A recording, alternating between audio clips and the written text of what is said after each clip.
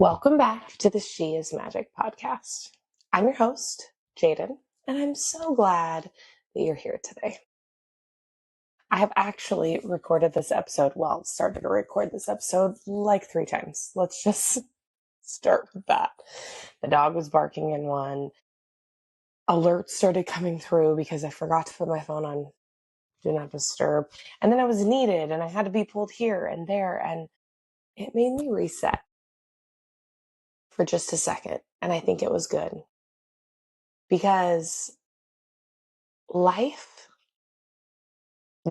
our days don't always go exactly how we thought they would. And sometimes we have to be okay with scrapping one thing and restarting.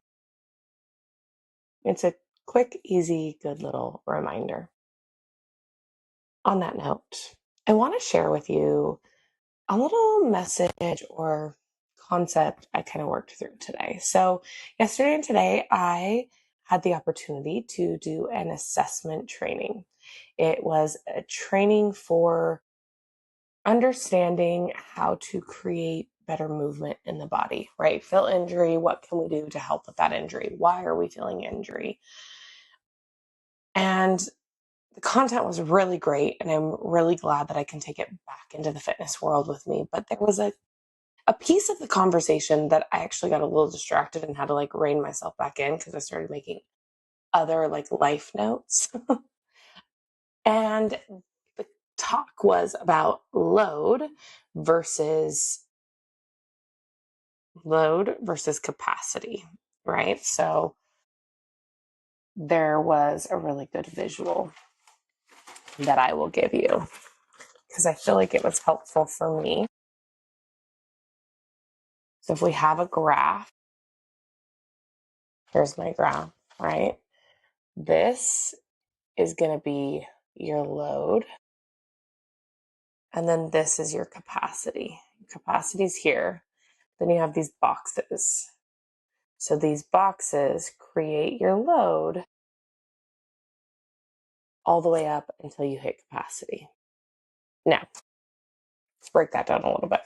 So in the fitness world, your load can directly affect the capacity you have to lift without being injured or what you're even capable of, right? So if I have the capacity to lift 400 pounds and you need me to lift something that's 500 pounds, I don't have the capacity to do that. So I'm not going to get injured because I can't even lift it. My capacity is not there. In the same token, if I am doing my workouts and I feel like I keep getting injured, right? I have load happening. So maybe it's stress. Maybe I have my work day. I wake up with, I have things that I can't control that I was born with. I have outside factors that come in. Maybe I couldn't get to the gym when I needed to. So I'm 30 minutes later, I didn't get nutrition. And so now my load has gotten me closer to that line.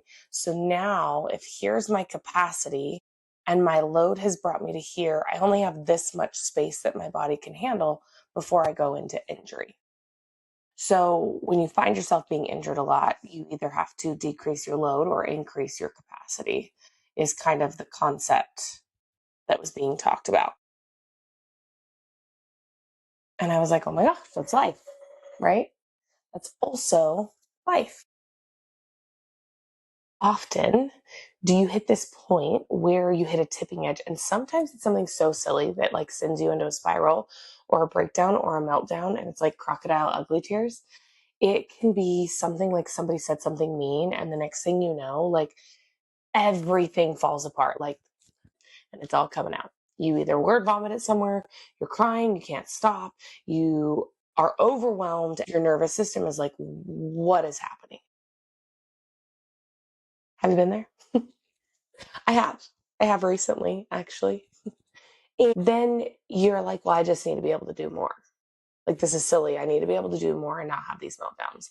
And oftentimes we just think we need to get stronger. We need to build more resilience. And I'm not saying that there's not an opportunity for that, because I also do believe in growing our capacity is really cool and we get to do that.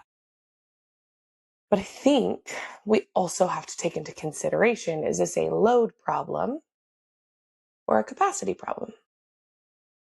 Have I not learned to have a bigger capacity, right? When we're like 4 and 5, our capacity is probably pretty small in comparison to the capacity we've gained as we have gotten older and we've learned and grown. And so, is it an opportunity for me to grow my capacity? Or do I need to take a little bit of inventory and decrease my load? And maybe it's a little bit of both, right? Great, Jadyn. Great. What does that even mean? Well, this whole process has been about me trying to create systems to come back home, right? Like I started my last episode, my goal was, how can I create a better system to come back home, stay on track, and not get so far away from the person that I am and the goals I have set for myself and who I want to be. And so I have these weekly check-ins. Too bad that my meltdown happened yesterday and not today or tomorrow, because my weekly check-in, I would have been able to recognize that. But I realized I had a weekly check-in last week, but maybe my check-in wasn't fully serving me to recognize how much or how big my load was. Because oftentimes it's not just load from one day, it's built up over time. And every time we go to sleep and every time we recover and every day we get another opportunity to be intentional about decreasing that load. But are we? Because sometimes we have this load that's way bigger than it, one, needs to be, but two, it probably is like taking up more space than it needs to, right? Some things we can't control, but there are things that we could do to decrease our load. So if we were taking true inventory every week or even a couple of times a week and paying attention to where the load needed to be decreased, could we actively keep ourselves from hitting that point of overwhelm? Maybe not always, because I've heard it said, like, overwhelm is the abundance you once prayed for. Sometimes we need that to increase our capacity, 100%. But if we're intentionally aware of our load, are we able to help ourselves in the process? So let's talk about a couple of things. What types of things in our lives create our load? We've got work, relationships, stress, responsibilities, expectations, injuries, lack of nourishment,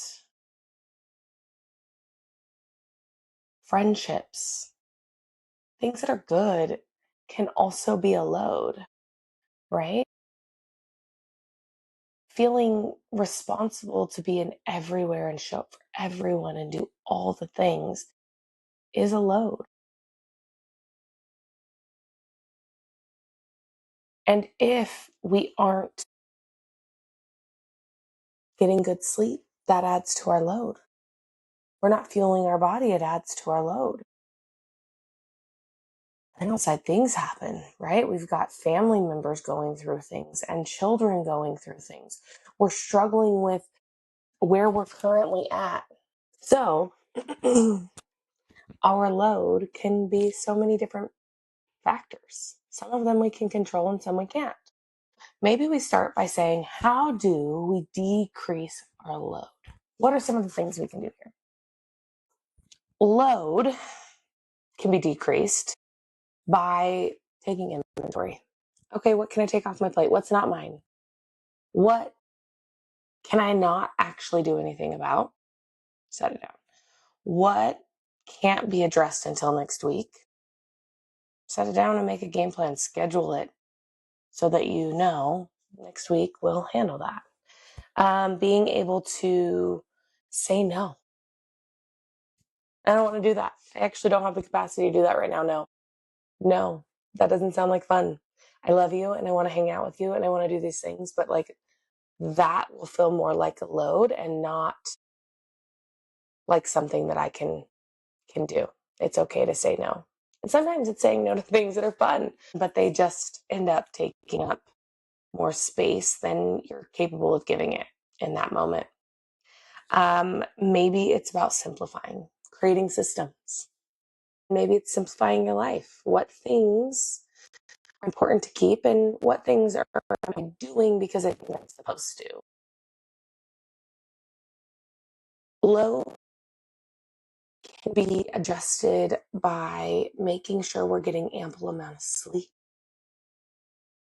taking an extra few minutes to plan for your food and nutrition so your body feels its best. Like, load is the way that we show up for our body. It's not just things we can't control. If we can lower stress, we're going to lower that load that we start out with. So maybe breathing, breath work, and meditation. Maybe it's 5 minutes. Maybe it's getting in your car and screaming because you just got to let some of the crazy energy out. That's one of my favorites. Not going to lie. When I feel overwhelmed, we go let it all out in the car. But these things help us decrease our load, but we have to have an inventory and aware of where our load is. Now, in the same breath, some of the things that can help us decrease our load can also increase our capacity. So, how great. So, some of the things we're doing are actually going to do this. They're going to make that space bigger. While we're doing one, we're achieving the other as well. Things like meditation and personal development, both of those things can help decrease your load and they can also increase capacity. We talked about nutrition, fueling your body, creating systems and plans. Our capacity gets bigger when we have a game plan for how to handle situations. We create new skills or develop a new understanding of something. Sometimes when I feel overwhelmed, I know I need to raise my capacity. I start to look for a book or a podcast to help me shift my mindset so that I can look for the growth and really sit in that growth mindset when I'm trying to grow my capacity. Our habits and our emotional resilience are all things that help us to build that capacity. So I know that in this world, we think we need to just carry more, do more, be better. Don't have the meltdown because nobody wants to know about that. But the reality is that if we don't have the tools and we don't take the time to check in, take inventory, become our own CEO on the weekly, then we actually kind of set ourselves up for those meltdowns. It's so important that you allow yourself to be a priority, that you make sure that you're making time for the inventory, that you're recognizing what you're carrying. Maybe it's journaling. Maybe you start writing a few things down. But if you don't know what you're carrying, how can you know what maybe you could set down? And sometimes you don't know that your load is getting close to your capacity if you just keep trudging forward, powering through everything. I'll just worry about it later. We wear busy like a badge of honor. We wear stress like, oh, I'm just so stressed because I'm doing so much. Rather than going, you know what? I'm feeling stressed and I need to take inventory because there's probably a good chance that I am bringing some of this on myself because I haven't decreased my load. So I just keep adding to it and I never offload. Hopefully, something in this system or mentality, I don't even know if it's a system yet. Like I said, we're working through it. Helps you to give yourself a little more grace, but also awareness. Start to recognize if you're having meltdowns, if you're having frustrations, if you're having overwhelm all the time, then your load is probably too high all the time and your capacity could grow. I think for me, I also found that my nervous system can only handle so much. And we have lived in this space where we're not very kind to our nervous system. I can't tell you how many people don't even know what their nervous system is, or that there's a way to create space to help your nervous system come back down out of fight or flight and back into the rest and digest. There are tools. Find the one that works for you. You don't have to do them all. Some people love breath work. It works really good. Great. Some people love to meditate. Great. Some people, meditation is sitting in silence and just focusing on their own breathing. Great. Whatever is best for you, whatever you can do consistently and you can find reprieve in, is exactly the first step you should take. So this week, I challenge you, before anything else, to take a little time and take inventory. I just want you to bring awareness to where your load's at, what you're carrying, what you can set down, maybe paying attention to your capacity, and then kind of starting to decide, where do I want to start? Can I start by decreasing my load? I always think that's your best first bet. Let's look at our load. What can I decrease? What can I take off my plate? And then pick one practice, one thing. And maybe you try something different every day. Maybe it's 5 minutes in silence. Maybe it's just breathing for 5 minutes. Set a timer, close your eyes, and just focus on inhale and exhale for 5 minutes. Maybe it's an actual meditation. Maybe it's a YouTube meditation. Maybe it's journaling. But pick one thing that you can do that will help lower your stress and also help you with your capacity at the same time. I love sound bowls and frequency. I am super excited because sometimes I get to do these sound bowl experiences, and I have one that is going to be coming up. And I am reminded of how beneficial sound is. It's one of the quickest ways to pull us out of fight or flight and into rest and digest. So we even find like sleep frequencies and some different music to help us wind down in our home. I just use Spotify and I search sleep frequencies or anxiety frequencies, anti-anxiety frequencies. I typically do sleep or recovery, and allowing myself to focus on my breath while allowing the frequency, the music, to help my body settle down. If you've never seen that, you can YouTube it. There's a video that shows a shake plate of what happens with frequency. If you can find the right frequencies, it can settle everything back down on the sand plate, or you see it in water.